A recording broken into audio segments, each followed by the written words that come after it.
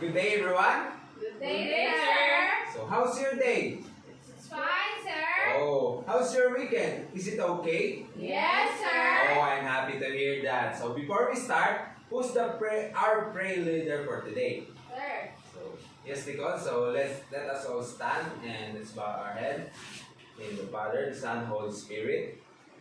Lord, maraming salamat po sa panibagong araw.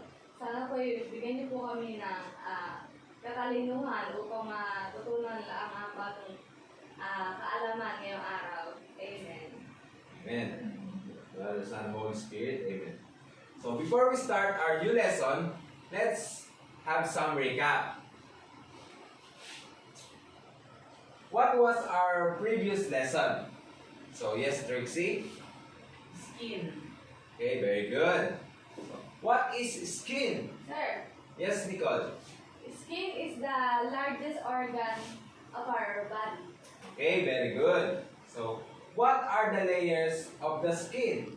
Sir, Okay, yes, The Maricel. layers of the skin are epidermis, dermis, subcutaneous tissue. Okay, so very good. And now, what is epidermis?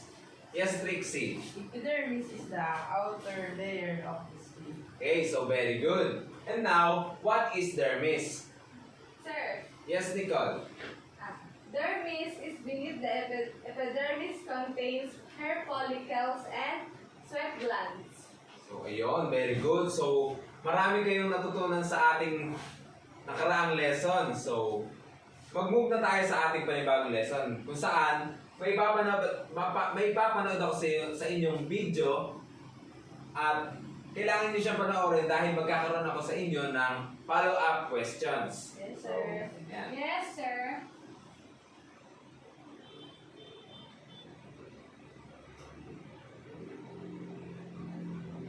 Professor Dave again. Let's digest some food. He knows all about science now, Professor Dave explains. We just completed our understanding of how we take in oxygen from the atmosphere and distribute it around the body.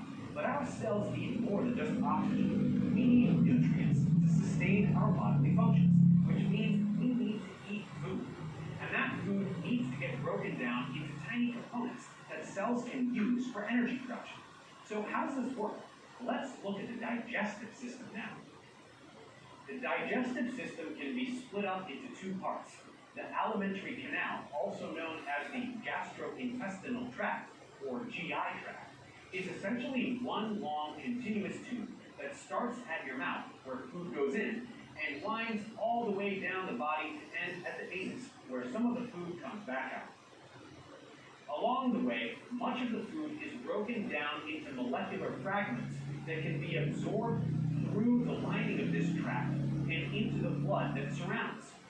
The rest of the digestive system is made up of accessory digestive organs like the teeth, tongue, gallbladder, salivary glands, liver, and pancreas, which are not part of the GI tract, but have a considerable role in digestion.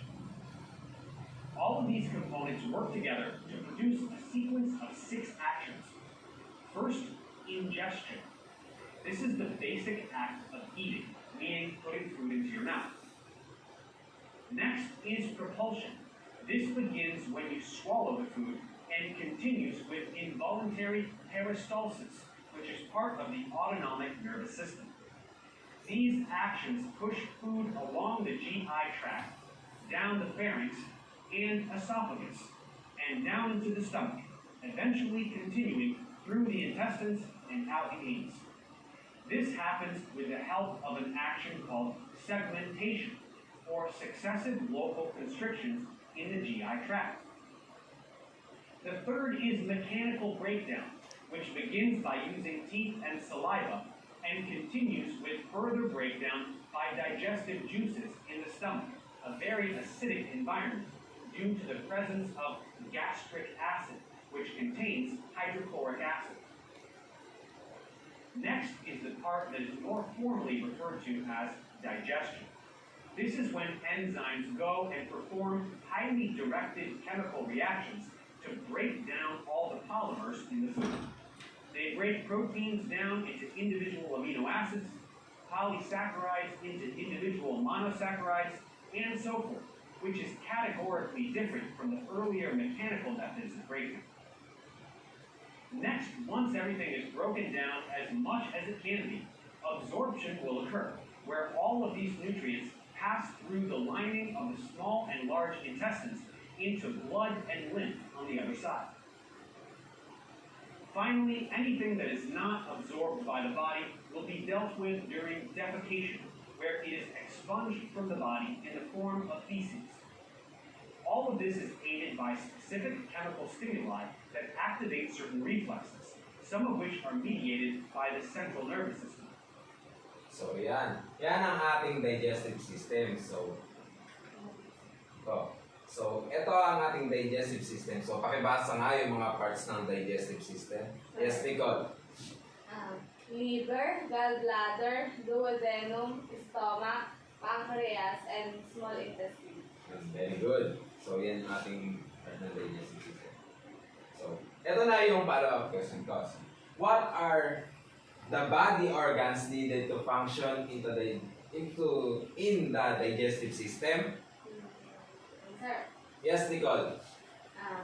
Esophagus, mouth, stomach, small intestine, large intestine, anus, liver, pancreas, and gallbladder. Very good. And now, what is ingestion? Is it needed in digesting food? Yes. Yes, Nicole. Yes, sir. Because it is the consumption of substance by an organism. Very good. And now, what are the 6 actions in digestive system? Sir. Yes, Trixie. Ingestion, chemical digestion, motility, mechanical digestion, absorption, and defecation. O yun, very good. So, magkakaroon tayo ng activity. So, gusto niyo ba ng activity? Yes, sir. So, pakibasa nga yung ating activity, Maricel. The class will be divided into 2 groups. Each group will draw the function of digestive system. Each group will have one representative to explain it in front of the class. So, naiintindihan ba ang ating magiging activity? Yes, sir. So, sa dalawang group, magkakaroon ng representative at pipili kayo ng isang part sa digestive system. At ipapaliwanag nyo kung ba't yun yung napili nyo. So, ayan. I will give you 1 minute to finish that. So, you may now start.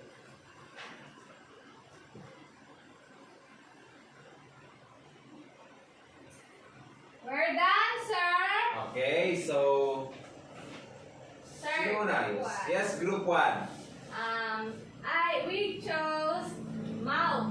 Yes, Because mouth will chew and crush the food to process it inside the body.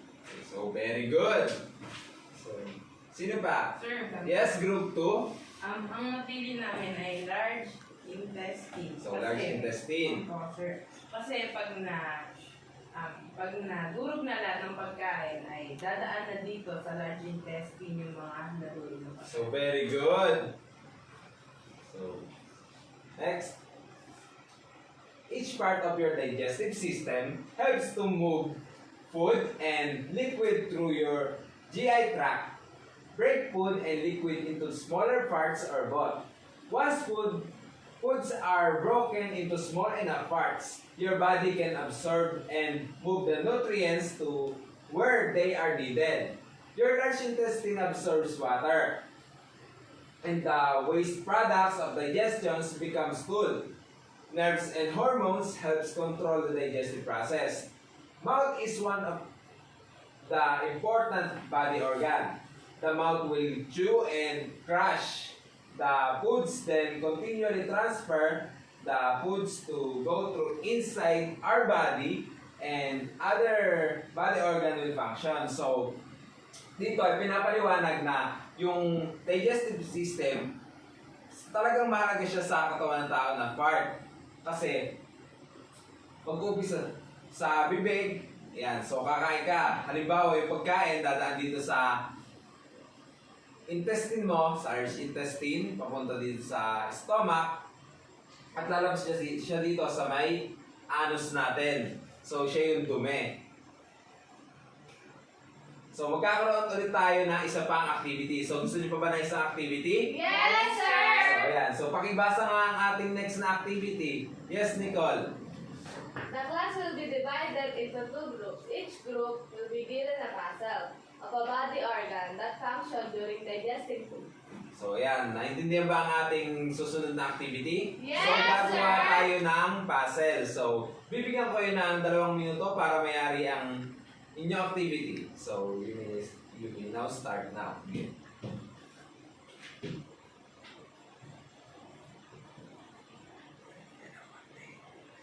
We're done, sir! Okay, so sino gustong mauna? Yes, group 2. Large intestine. Yun, so large intestine. So, ito yung puzzle na ng group 2, large intestine. So, si large intestine, yung magagaling sa bibig na pupunta dito sa ating inner body. So, dito siya dadaan sa large intestine, papunta dun sa may stomach. So, yan. Post natin si large intestine. So, sino pa? Sir, group 1. Yes, sa group 1 naman. Stomach. So, stomach. So, ayun. Yun nga. So, pagkagaling ng pagkain dito sa, pagkadaan ng pagkain dito sa ating large intestine, ay may stop naman siya dito sa ating stomach. So, maliwanag ba, class? Yes, sir. Ayan. Stay natin ang ating stomach.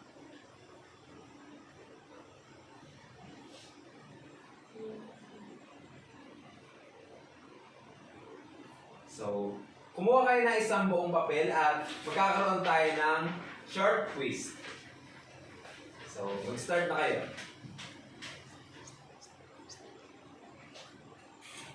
We're done, sir! So, pakipasa na lang yung papel mula sa likod papunta dito sa harap. Yan. So, gusto naman natin ay ilabas ninyo ang inyong mga notebook at meron kayong assignment. So, isulat na. Sige. We're done, sir! Okay. Ayan. So, I hope na sana'y marami kayong natutunan sa ating klase ngayon at nalaman nyo kung ano yung tamang process ng digestive system. So, yun lamang. Goodbye, class! Goodbye, sir!